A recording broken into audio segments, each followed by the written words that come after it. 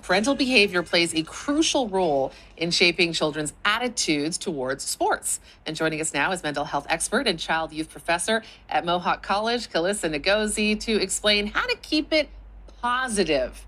Positivity here on this Thursday when we think about parenting and kids and sports.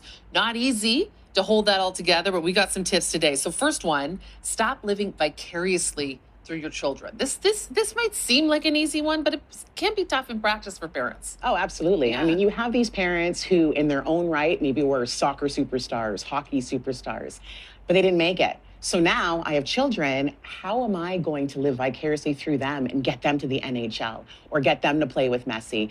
Honestly, stop it. It's not that deep. 2 words, stop it. Yeah. No, but it's true. It can get very emotional, Yes. right? And you can think you're doing the right thing, but actually you got to check yourself a little bit. And you also have to give your children choice. Absolutely. Yeah. Now, I'm not saying that if your kid decides they want to play hockey and then after 2 weeks, I'm done. Mom, dad, I don't want to do it anymore. I do believe that we need to teach responsibility and accountability. But after 1 year, if they're done, then let's move on because it's not that deep.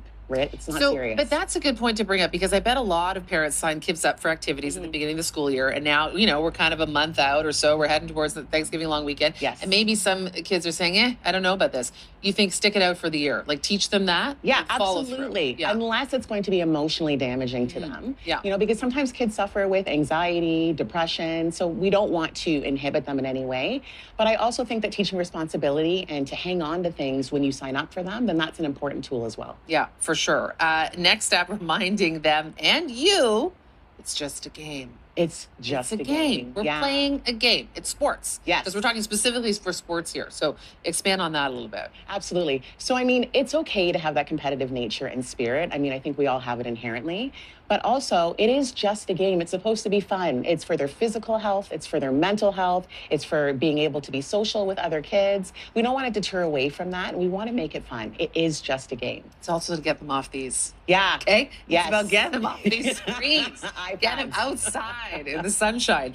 Modeling positive behavior, because we as parents sometimes forget they're watching us, not just what we're saying, but how we are living our life. Yeah, absolutely. And I think that when we're on the sidelines as parents, we can get invested, we can get hyper. And what we're actually seeing across the province is that a lot of referees that are teenagers and young kids themselves are being bullied and they're being yelled at by the parents because they're in that heightened state. Now, their kids are going to think, oh, okay, well, if mom and dad are yelling at the referee or yelling at the coaches, then I can do it too. It's okay. So we need to model positive behavior so that our kids see it's not okay to act that way. Yeah. Zip it. Yes. Just zip it. And lastly, the role of parental pressure and anxiety. I mean, that's something that we could be doing and not even really realize, right? So this is really for the parents to get in touch with how we are feeling in terms of anxiety and maybe putting pressure on our kids when we don't even mean to. And especially if you have a sports background, if you were in soccer or hockey or gymnastics and you want the best for your kids, right? We all want the best for our kids. Sure. But if you're putting that undue pressure on them, then they've got to perform to your standard and to the coach's standard and then to their own standard. And what you're doing is adding layers of anxiety and stress on them that they don't need because this world, we already have a bunch of anxious kids running around. This is the anxious generation, is it not? Yes, it is. Yeah, so we need to stop that, right? And part of that physical activity is what's helping, right? Yes. These are all things that are helping, including you, Calissa. Thank you so much for all of these tips. I know there's more, so where can people find you online? They can go to my Instagram at Calissa Ngozi or my website, www.calissaungazi.com. Fantastic. Come back, okay? We got more to say on this topic. Need to know information and need to know celebrations.